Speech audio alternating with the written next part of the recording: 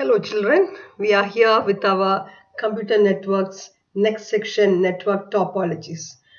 But before we have to move on to network topologies, I should say that we missed out one network device to discuss, that was repeater.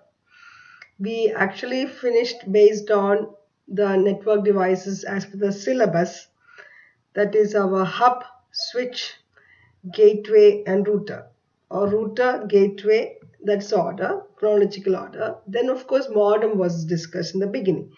Now I hope you people have the idea about the router and modem. If not, you have to tell me when we meet in the meet after this particular video, because then only that matter will be very clear. In between this, suppose if you have placed 2-3 routers and all those places, you have something called as a repeater. Example, you are right now in a home network.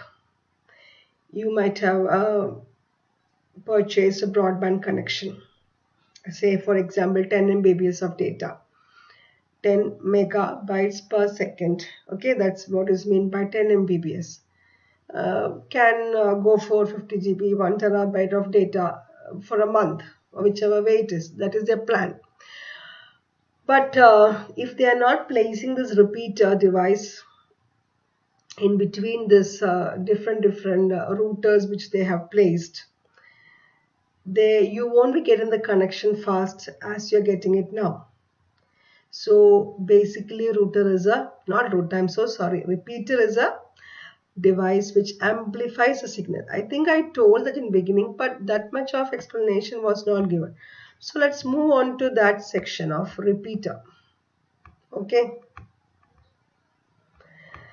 Now, as you can see here, a network signal travels a long distance transmission media. Due to resistance of media means due to many conditions in the media. It can be weather conditions, it can be because of the terrains, high terrains where you're living, or it can be due to any other task.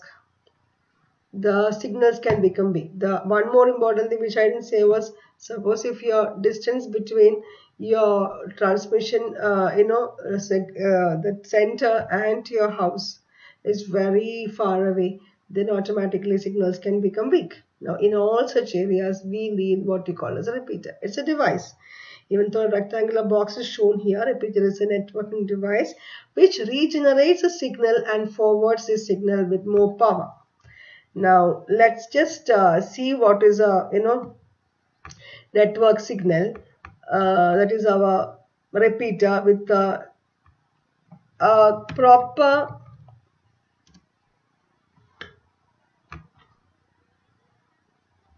image. See, looks like a hub, isn't it? But here you have a repeater, and one more special diagram which I can show you is here. See, 2 LANs. So, and in between there is a repeater. Can you all see that? I think that's enough for you to understand properly how does a repeater work. So between 2 different networks, if you want, you can actually place it in such a way that your amplifications of signal, see, amplifications of signals will become faster. This is one device which we missed out. Okay, so now the order is completed in our network device as per the syllabus. So as for the syllabus, it is modem, hub, switch, repeater, router and gateway. So we finished our network device, and then now we have to move on to what we call as our network topologies. Now since we finished this network device, you need to know what is the difference between all these properly. And then remember, don't forget our LAN, PAN and MAN and all those things. Now how to differentiate between all these devices was also discussed last time. Regarding topology, what is the meaning of that topology? That word meaning is nothing but it's a design of how your LAN or how your MAN or how your WAN is placed. A design of how this network devices are connected to your corresponding network of LAN, MAN, or a WAN. Okay, so that is how you have to talk about your topology. Here, of course, a better definition is there: a geometrical arrangement of computer resources, network devices, along with communication channel. Communication channel means which transmission media you are using, is known as a network structure or a network topology. Or what did I said? I said a design of a computer network along with the device with which it is network devices with which the connection is established and the kind of media we are using. Kind of media can be guided or unguided. What is unguided? Your wireless devices. What is guided? Your wired devices. Example of wired device: coaxial cable, optical fiber, etc. Wireless device, Wi-Fi card, as that day somebody was asking about LAN, wireless LAN, all these things. Okay. Now there is physical topology as well as logical topology. We will just show that kind of logical topology of how the information is being laid out. Okay, no. So both are going to be discussed. You just have to find the diagram and identify which topology it is. So now you have your best topology, the first one. So what is this physical topology? The physical layout of nodes and cables. It means how a diagram will show how it is connected. Logical topology, how the information is flowing. That is that we cannot draw and show. You can only talk, isn't it? Or you have to actually, you cannot feel that it's going in between. That's all. So you have to be very clear about that. Now the first one, that is your best topology. So design. Okay. Now this design, if you ask me, it's a very simple design. As you can see here, there is a middle line, a thick, you can call it as a backbone of this particular topology design. This backbone is like a wire to which this oval shaped purple color thing which is showing is nothing but your computer.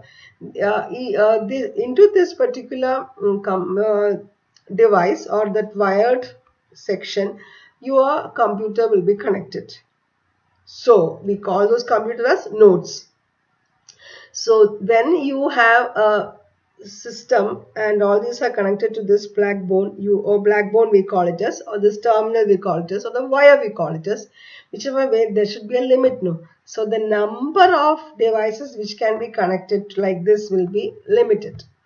And then, like we discussed, there will be a lot of computers connected to each other and we call it as a server and all. Such options are not there. You get the point? Such options are not there means here anybody can become a server. There is no special server here. In between you can place your printer or a scanner and then you can pass information to each other.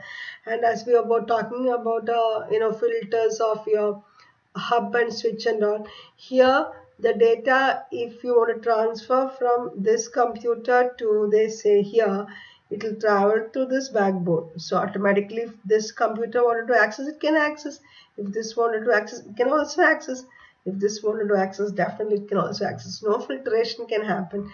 So best topology is the oldest kind, and now we don't prefer that. Even though we are learning it, we are not preferring it. Okay, but of course the advantages and disadvantages. First advantage is definitely the most easy one. That is, it's easy to install. Okay, easy to install, minimum cable. That means the very less number of computers can be connected.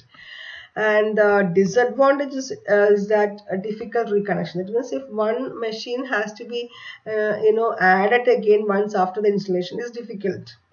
And detection of the fault, if anything goes wrong, where this fault has occurred, that way to search for the entire area, this whole thing.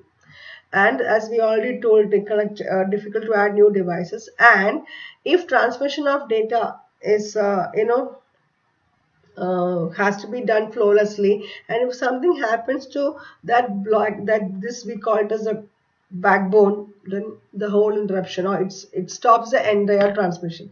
So these are the disadvantages. We are not going to start topology all of a sudden because I need to limit my video size. So I am stopping here. We will see start topology later.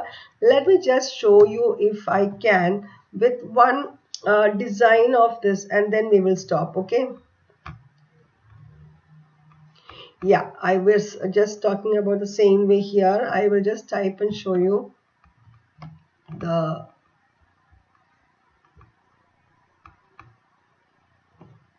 see, the best topology design.